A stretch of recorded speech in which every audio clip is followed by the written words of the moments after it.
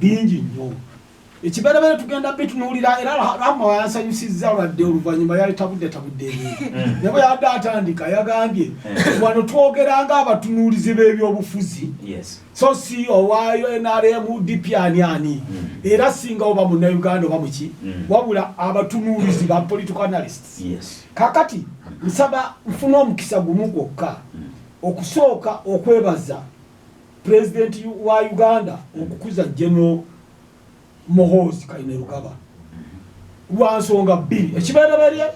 musajja atendekeddwako mu matendekero agasinga okubaga amaanyi mu nsi yonna Misiri mu Egypt Sandhurst mu Bungereza ne mu America n'agraduatinga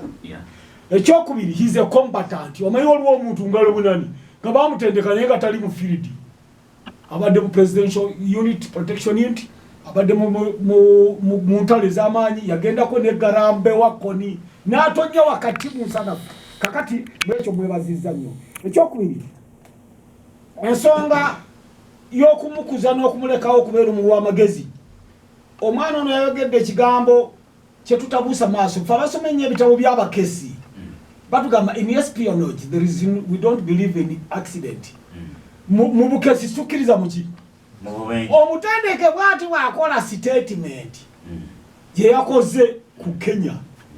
kati nze njogeraga omutunduzi w'ebyobufuzi nze sigibuusa maaso kubanga is a well trained man ate first class diplomat omuntu ayagatta eggwanga lya Uganda ebyalemu African Union nebirema ba president n'adira Rwanda gye bagattidde emyaka ena n'agigulawo first class diplomat bwabanga yeyayogedde era sikibuusa maaso lwaki Kenya oba yali etulumba mu myaka gy'ayogedde nze mukulu wayo kwenzira yali mu Uganda Marines Bugolobi ngali Ntebe abapalasayini bawambye ennyonyi Abaisiraeli bwe baali bajja mu Uganda ate nga bagoba mu Afrika bayima Kenya gye banywa amafuta ne bajja mu Uganda kitegeeza nze bwayogera ebigambo ebyo sibibuuza maaso sikulwanga alina ke badawunyiriza omanye bweboggola teruma naye etaasa alina okubanga yaboggodde nga alina byadde ataasa ffe ne tulowooza nti byakusaaga Omuganda agamba nti ensobi zikolwa abantu Muzungu agamba nti to err is human. Human is Kyekikulowoozesa nti omutendeke omukugu ku that level takola nsobi. Yakikoze. Buli kyabakoze kiba n'ensonga kibamu ekigendererwa. President bwe yabadde yeetonda yagambye bulungi nnyo nze nga bagati omutuuzi w'ebyobufuzi atata Kenya yagambye ebigambo ebimu bwe biba byogerwa tulina avenues nyingi tulina ya African Union tulina ya East Africa n'ebimu tubikola mu ngeri ey'ekyama ekitegeeza nti wabaddewo ensonga barakallahu fikum ekitegeeza nti walabika wayinza okuba nga wabaddewo ki naye wayogeredde waki n'engeri gye wakyogereddemu yabadde ki nze yali aliiriddwa Ssekabaka kaali kakulumye sibuuka asooka bano pulidde bawaana Kenya abaana bano ne batunali masaasira Uhuru yennyini ng'ali mu kibiina kyabwe kyazimio lwa umoja yagamba mu kamwa ke president wa Kenya nti president wange omulondo omutuufu ya Raila Odinga wabula olw'amateeka nja kuwaayo obuyinza nga mwenya kati gwe president awaddeyo obuyinza ng'alabidde dda nti akalulu kabadde kabobbi gwe n'okatendereza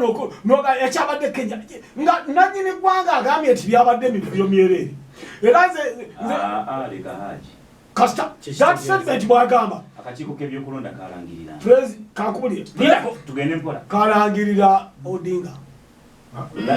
manya ogundi Ruto Uhuru ng'agamba nti ali ewangu ng'agamba nti Raila ekitegeeza waligambye nti Uhuru n'agamba olw'okukkiririza mu mateeka ng'amateeka gaffe gagamba nti akakiiko k'ebyokulonda gwe kalangiridde ye president nzikiriza singa tekabadde kugoberera amateeka sandikkiriza kubanga webale nnyo singa sikugoberera amateeka